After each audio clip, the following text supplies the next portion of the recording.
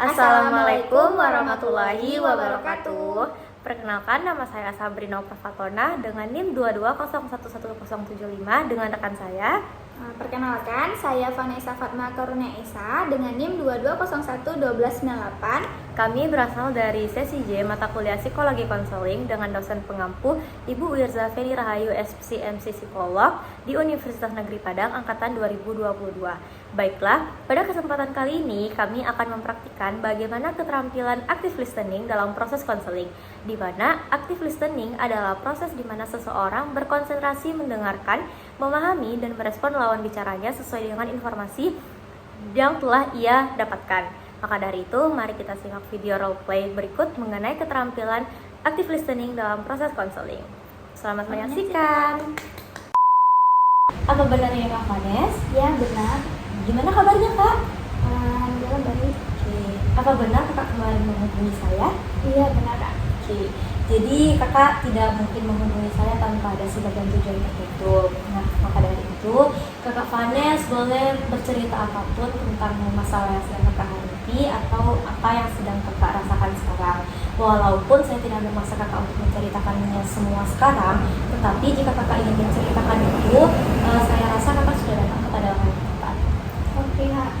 Oke, boleh diceritakan Kak akhir-akhir ini sedang merasakan apa atau sedang menghadapi masalah apa? Oke, baik Kak, terima kasih. Sebelumnya aku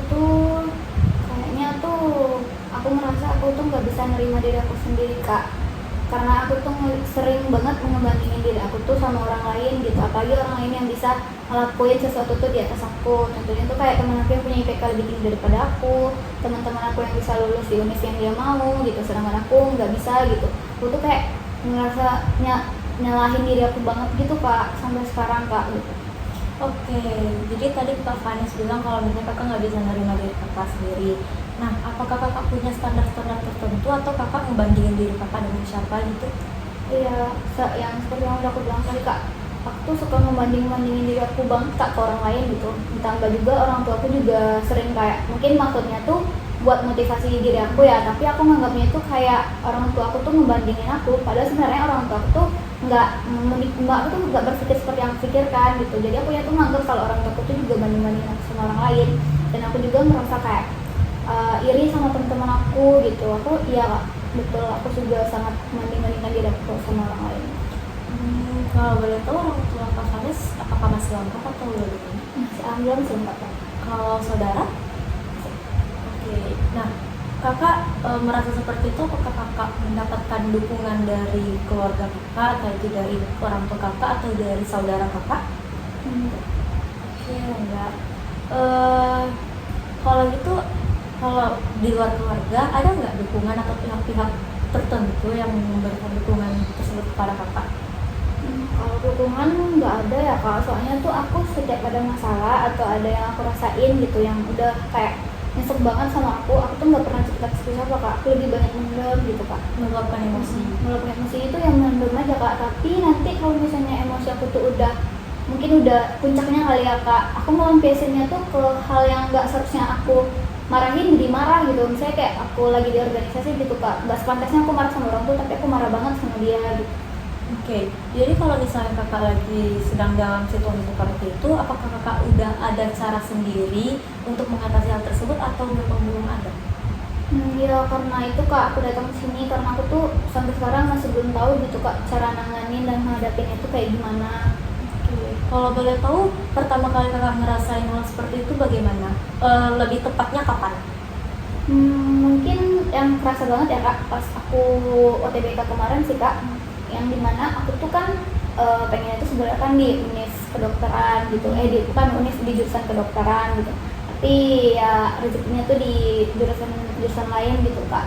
Jadi aku merasa kayak di saat itulah gitu, karena aku udah merasa aku tuh udah belajar semaksimal mungkin buat UTBK gitu, udah ngelakuin semuanya, udah les, udah lain-lainnya, tapi ini hasil yang aku dapat kayak aku nggak lulus Kak di sini Kak gitu. Kayak ditambah ada teman aku yang sama berjuang sama aku juga, dianya lulus gitu. Jadi kayak aku merasa kayak apa yang aku lakuin itu jadinya sia-sia gitu Kak. Jadi kayak aku tuh ngerasa kalau diri aku tuh ya di bawah gitu Kak, kayak berjalan dia cuman di situ-situ aja gitu, nggak bisa mencapai apa yang aku mau gitu Kak.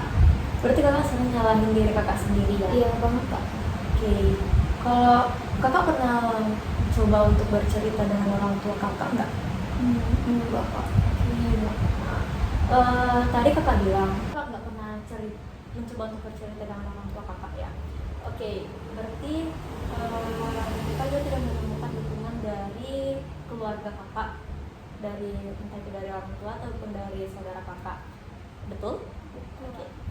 Tapi kakak pernah nggak terpikirkan untuk aku mau coba cerita dengan orang tua aku? Kalau gimana ya kak? Kalau mungkin untuk cerita tuh bagi aku tuh kayak sulit gitu nyampainya kak. Padahal sebenarnya tuh kan mungkin aku mikirnya tuh kayak di saat aku cerita orang tua aku tuh mikirnya kayak ini kan cuma hal sepele, ngapain aku mikirin gitu. Tapi kan orang tua kita kan nggak tahu gitu masalah yang ini sebenarnya tuh kayak bakalan ganggu banget buat kita ke depannya terus menerus gitu. Jadi aku tuh takut buat cerita buat ke orang tua itu kak, karena juga orang tua aku jarang di rumah juga kak. Jadi kayak ya udah gitu, dan kakak aku dan abang aku juga jarang di rumah, udah pada kerja gitu. Oh, berarti kakak ini lebih takut untuk bercerita ke orang tua itu karena takut masalah kakak itu dianggap sepele. Oke, tapi kalau boleh aku menyarankan kak, mungkin kakak bisa mencoba untuk bercerita walaupun hanya sekedar sharing-sharing aja. Karena bagaimanapun kalau misalnya kita jadi orang tua, kita pasti yang lebih memahami bagaimana anak kita, dan tentunya itu juga memang bagian dari tanggung jawab kita sebagai orang tua.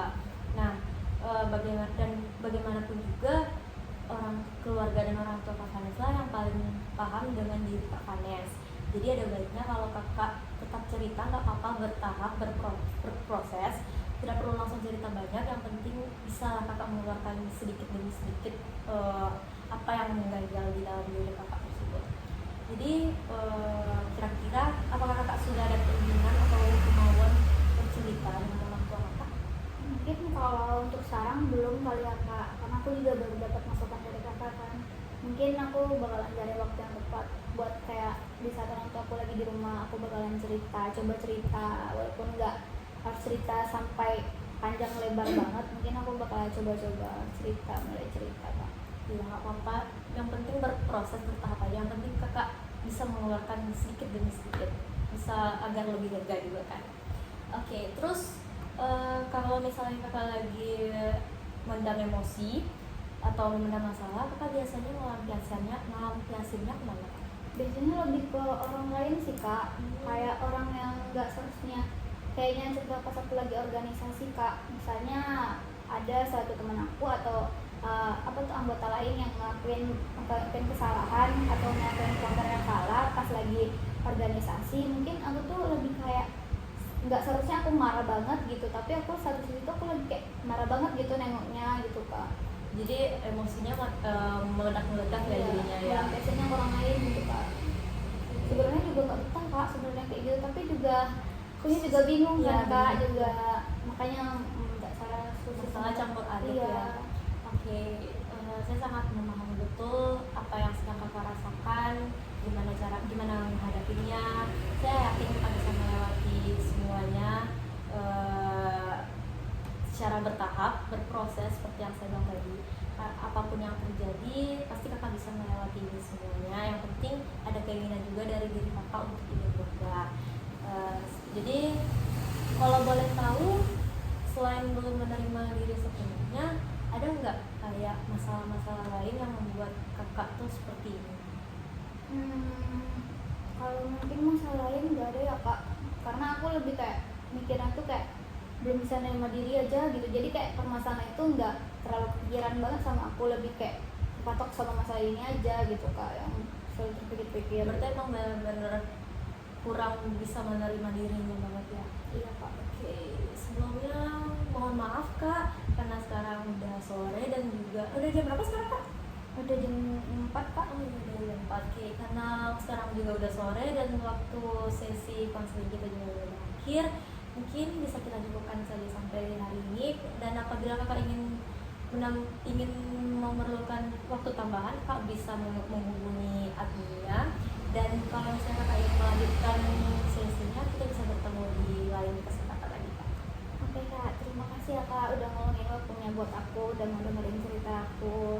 Nah, terima kasih ya Kak. Kak.